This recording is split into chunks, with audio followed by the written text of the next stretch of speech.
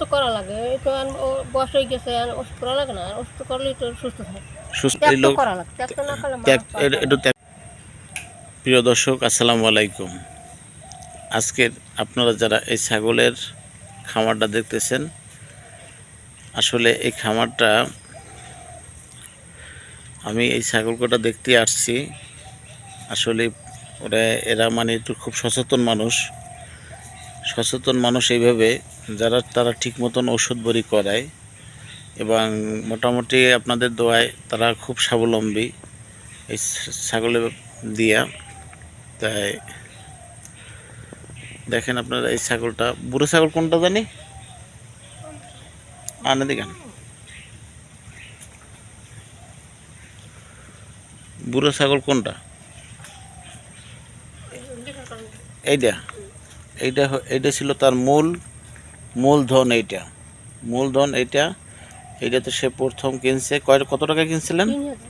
3,000 টাকায় এই ছাগলটা কিনছিল। তারপর আল্লাহ রহিম রহমতে এই ছাগল এই দিয়েই সব কিছুই মানে এগুলো হয়েছে। তারপরে বিক্রি করছেন কত কত?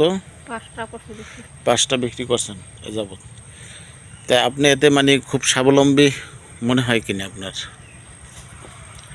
যে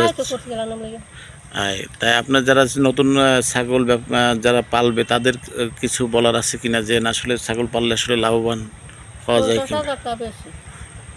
এই দিয়ে 50,000 টাকা বিক্রি করছেন, কিন্তু আসলে তো মানে মাঝে মাঝে আপনাদের ওষুধ বড়ি খাওয়াইয়া একটু একটু লালন পালন করতে হয়, ভালো একটু দেখাশুনো করতে হয়, এইভাবেই তো নাকি? ওষুধ তো করা লাগে একটু বয়স হয়ে গেছে আর ওষুধ করা লাগে না ওষুধ করলেই তো সুস্থ থাকবে। হ্যাঁ, তা আসলে মানে ছাগল মানে পরিচর্যা করলে মানে মোটামুটি কাজে লাভবান হওয়া যায় এবং একটু পরিচর্যার উপরে নির্ভর করবে। আসলে এই লোক একটু ত্যাগ তো করা লাগে, একটু পরিশ্রম করলেই মোটামুটি কাজে আল্লাহ রহমতে ভালো স্বাবলম্বী হওয়া যায়। তাই এই আপনারা দেখেন, ওনার এই কথাটাও শুনলেন। এই ছাগলটা দিয়া উনি প্রথম শুরু করছে যাত্রা। তা আল্লাহ রহমতে প্রায় 1,050 টাকা মনে হয় নাকি এরকম 50,000 টাকা বিক্রি করছে। দেখেন 19,000 টাকা ব্যবহার দিচ্ছেন। তা আসলে মোটামুটি কাজে আপনি একটা স্বাবলম্বী মোটামুটি ছাগল দিয়ে আশা করা হয়েছেন। কিন্তু আসলে নতুন উদ্যোক্তা যারা আছে তাদেরকে মানে আমিও বলবো যে আপনারা ছাগল পালেন কিন্তু একটু ঠিক মতন দেখভাল করবেন, আর হলো ওষুধ বড়ি ঠিক মতন একটু খাওয়া দাওয়ার। এই লোক কিন্তু প্রত্যেক বছরে 2-1 বার মানে ডাক্তার দেখাবি, এটা তার একটা ভালো গুণ। এই জন্যই ছাগল সে স্বাবলম্বী হয়েছে। তাই আপনারা যারা ভিডিওটা দেখলেন বেশি একটু শেয়ার করবেন।